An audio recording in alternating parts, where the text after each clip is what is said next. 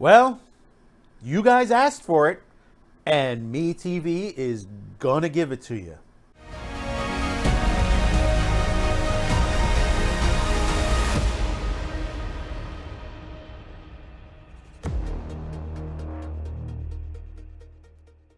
Well, Saturday morning cartoons has been doing so well. I've been reading a lot of comment lines from many different chat rooms, um, many different Facebook groups, Twitter groups, stuff like that. That basically they've been talking about this. Now, the weekday show is something separate, and we're going to take that on another episode. So we'll put that aside for now. But basically, it's doing well. And a lot of the comments that I've gotten on my show, in the comments lines below here, is that they've been wanting one particular cartoon that has been around since the 60s. And let's tell you, MeTV has announced they're going to give it to you. That's right, folks. The Jetsons. That's right. The Jetsons are coming to MeTV. And as I predicted, if they're going to do this, they're going to line it up with one of the other iconic families, and that is the Flintstones. But I thought they would put it on the weekday block, but that still might happen. But it looks like it's going to get it on the Sunday morning block at 11:30 a.m. Now, getting into this, MeTV is probably proud to welcome Hanna-Barbera's Futuristic family to our roster of animated gems. The Jetsons joins the Flintstones, their Stone Age counterparts, in our Sunday schedule. The Jetsons originally ran in primetime for one season. That's right, folks. It only got one season. 1962 to 1963. Those 24 episodes were enough to turn the Jetsons into American icons. We stick with the 60s classics, including Jet Screamer, voiced by Howard Morris, singing Eep, Op, Ork, Ah, not to mention Astro and Mr. Spacely. And it is amazing that, that you see the popularity that MeTV is having. And I keep saying this, and a couple people in the comments lines and in the chat rooms are like saying, this is just it's a one-shot thing and stuff like that.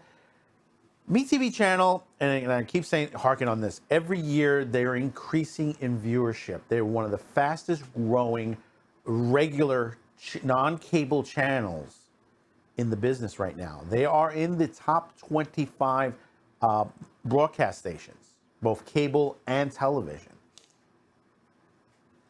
As far as cartoons, they even outscore Boomerang, Nickelodeon, and Cartoon Network. Those channels are in a higher number category if you look that up via the Nielsen ratings. And it is great to see this on there. I don't know how much of a restoration they did on this, but hopefully they'll keep it whereas it doesn't ruin the color, the texture on it. But so far what we've seen from MeTV, they've done an excellent job bringing the black and white and the color cartoons that they have to their audiences.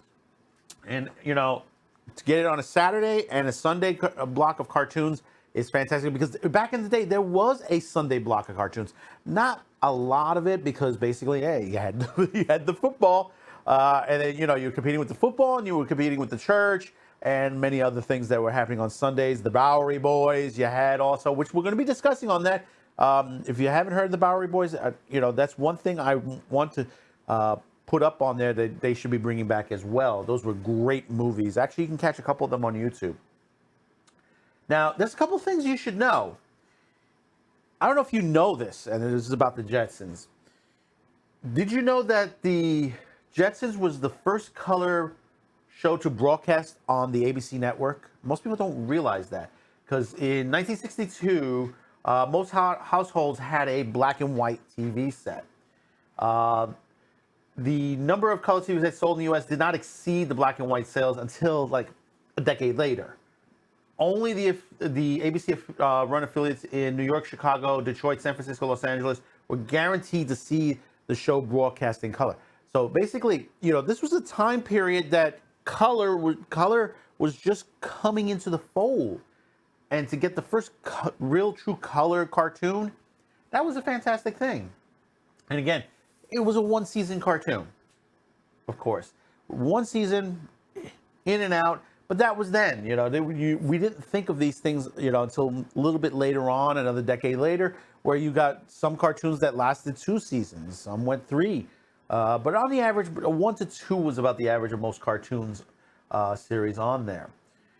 Now, obviously, the song Eep, Op, Ork, Ah, and that was sung by Ernest T. Bass. You know him from the Andy Griffith Show. If you've never seen Ernest T. Bass, his crazy, wacky character, I would advise, just Google that. He has a great character on the Andy Griffith Show. But he also voiced Jet Screamer, which had the iconic song, which it was misspelled on the track, Eep, Op, Ork.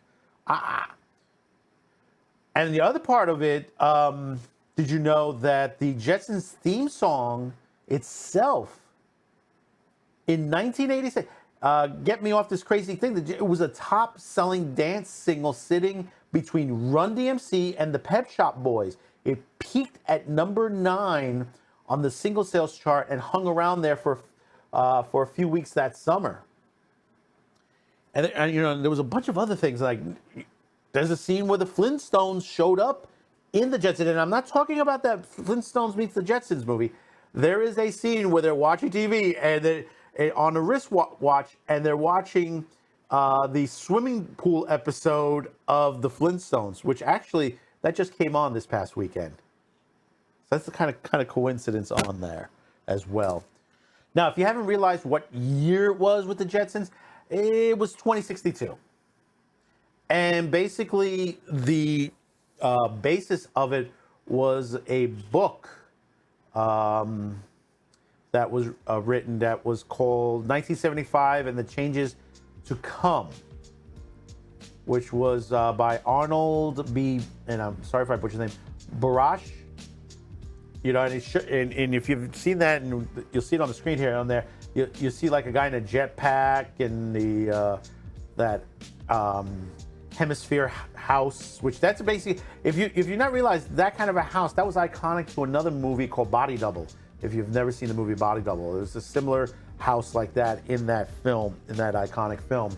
And then you see a satellite on the cover as well.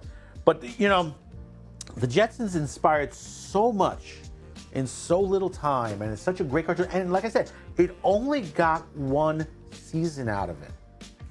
Just the thing, 1 season, but it became an iconic series with an iconic song. And to this day, they've had several mini movies that they've done. They did the Flintstones meets the Jetsons tale that they did. And, who knows what Hanna-Barbera might bring forward down the line.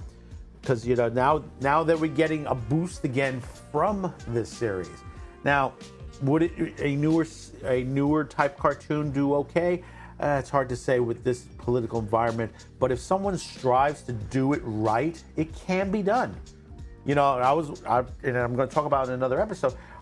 They had played Blazing Saddles over the weekend with the producers, and there were a couple of people in the chat rooms were saying, "Oh, that just couldn't be made today." So no, if you have the will, if you have the experience, it can be done. It's you don't need Hollywood for everything. Movies can be made on their own outside, and for something like Blazing Saddles, yeah, it can be done because it is a comedy. And it's the same thing with the Jetsons. The Jetsons, they said, "Well, no, you can't make the Jetsons today." Yeah, sure you can. Sure you can. Absolutely you can. You can do it right. You don't need all this crazy stuff on there. And plus also, it's still a far future. It's 2062. We're only in 2021. So basically a lot of the stuff in the series would be still iconic that basically could be a future for on there. If you've reached this part of the video, thank you for watching. Don't forget to comment, subscribe, like, share this video. And until next time, we'll be seeing you.